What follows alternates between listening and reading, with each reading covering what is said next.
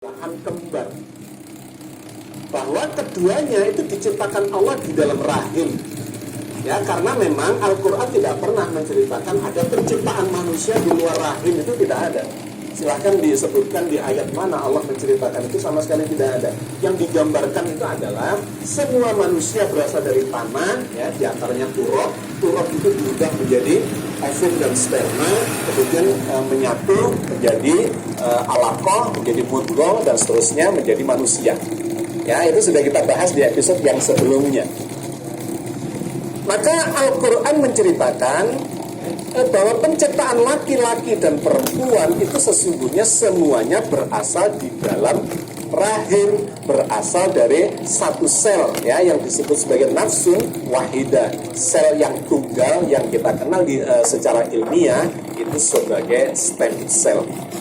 Maka jika demikian keadaannya, kita bisa memaknai bahwa penciptaan Hawa yang digambarkan sebagai diciptakan dari Adam itu sesungguhnya dua-duanya diciptakan secara bersamaan dari diri yang satu, yaitu diciptakan secara kembar oleh Allah, dan itu terjadi di dalam rahim.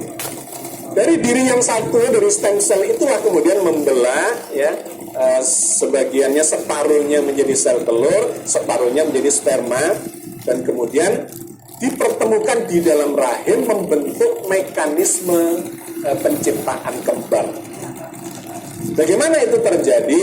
Kembar itu ada dua macam. Ada kembar identik, ya, kembar identik itu sama persis. Jadi lahir dua orang, misalnya dua orang bayi, ya, dua anak kembar A dan B. Kalau kembar identik maka itu bentuknya, wajahnya sama persis. Kemudian jenis kelaminnya juga sama. Kalau perempuan semua, kalau laki semua. Itu adalah kembar identik yang berasal dari satu telur, kemudian dibuahi oleh sperma, sehingga kemudian membelah menjadi kembar, ya. Ada mekanisme dari satu telur. Tetapi ada kembar lainnya yang tidak identik, yaitu kembar dari dua sel telur dan dua sperma. Dua sel telur dibuahi oleh dua spermatozoa sehingga membentuk cikal bakal dua bayi yang berbeda, tetapi berasal dari satu stem cell sesungguhnya. Ya, dari satu stem cell yang membelah kemudian secara berganda ini menjadi dua telur, dan ini kemudian menjadi dua spermatozoa, dan kemudian bertemu di dalam rahim. Nah, jika itu yang terjadi, maka bayi kembar yang akan lahir itu akan memiliki karakter yang berbeda, baik secara fisik maupun secara kejiwaannya. Fisiknya bisa saja laki-laki dan perempuan, atau laki-laki dan laki-laki, ya. Kemudian wajahnya berbeda, bahkan kulitnya bisa berbeda, ya, warna kulitnya, rambutnya, dan seterusnya. Ini terbukti secara empirik di sekitar kita. Ada kasus-kasus yang menunjukkan bayi kembar terlahir dari seorang ibu, tetapi ternyata satunya berkulit hitam dan yang lainnya berkulit putih. Berkulit hitam itu dengan karakteristik negroidnya, rambutnya keriting, ya, bola matanya atau warna bola matanya adalah hitam atau kecoklatan, sedangkan yang lainnya ini rambutnya lurus, warna kulitnya seperti, ya, kulit putih begitu. Kemudian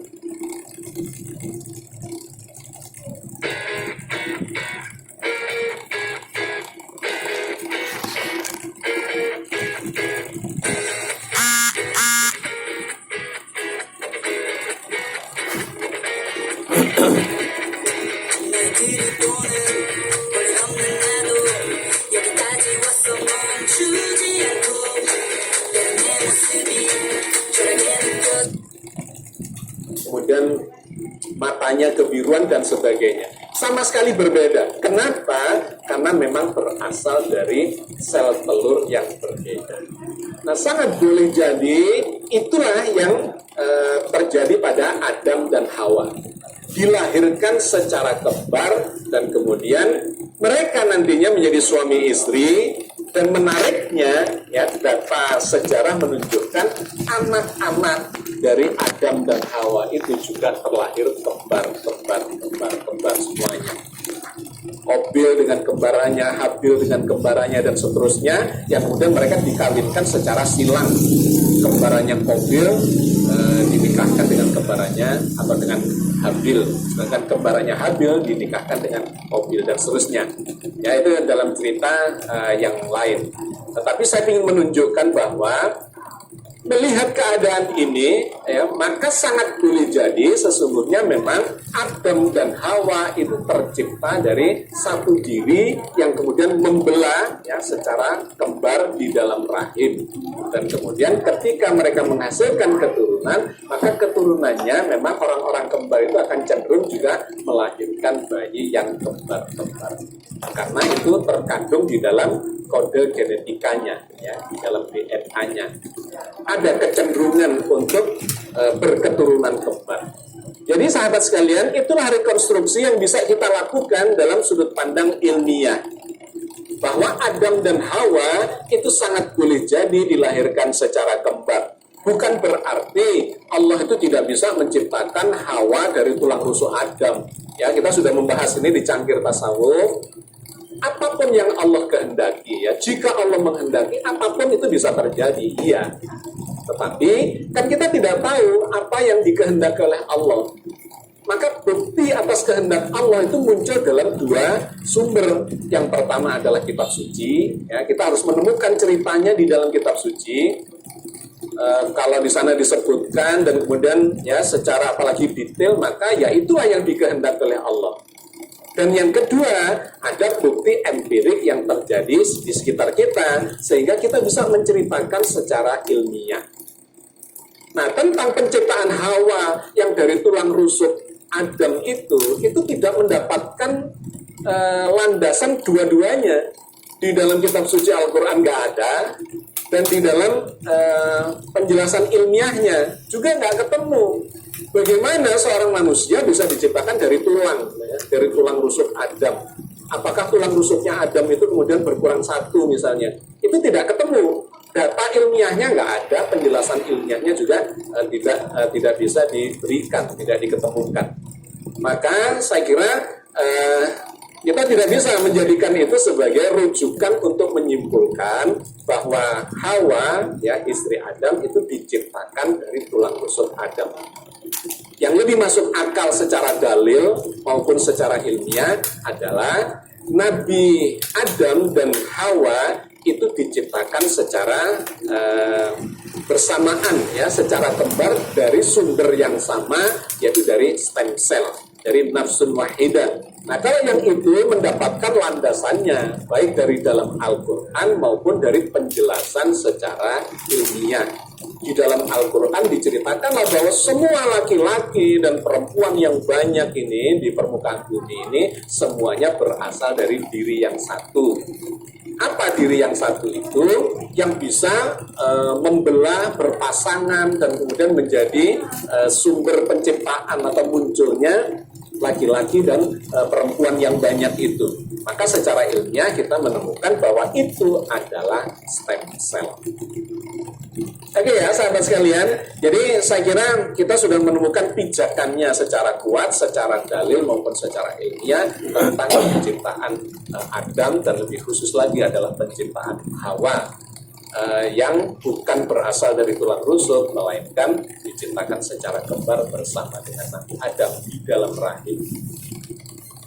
Oke, mudah-mudahan bermanfaat. Billahi taufiq wal hidayah. Assalamualaikum warahmatullahi wabarakatuh.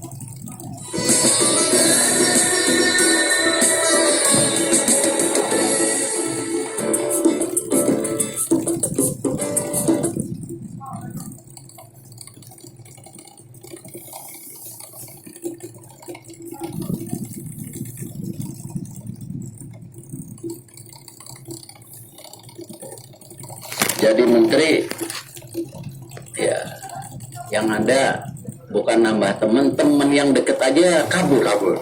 Katanya, Erik berubah. Gue minta tolong nggak dikasih, ya gimana? 5, 4, 3, 2, 1 and close the door. Wih, brother Erik Thohir, menteri, luar biasa. Luar biasa. Saya mau nanya langsung. Gue mau nanya langsung boleh? Boleh. Lu pernah susah nggak sih, bro?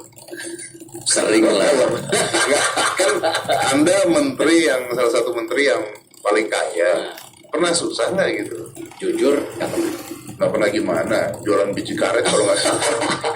kalau orang nggak susah, kayak jualan biji karet. Bos. Jadi kita lagi main biji karet di tetangga. Kalau dulu kan kecil-kecil kita main tetangga akrab. Benar. Kalau sekarang bingung siapa tuh sebelah Nggak kenal tetangga, betul. Jadi kita akrab. Jadi biasa aja kalau pulang sekolah ya jam 1 jam 2 gitu. Nih masih SD nih waktu itu. Kita ke sebelah tetangga. Tetangga tuh punya toko buku. Oke.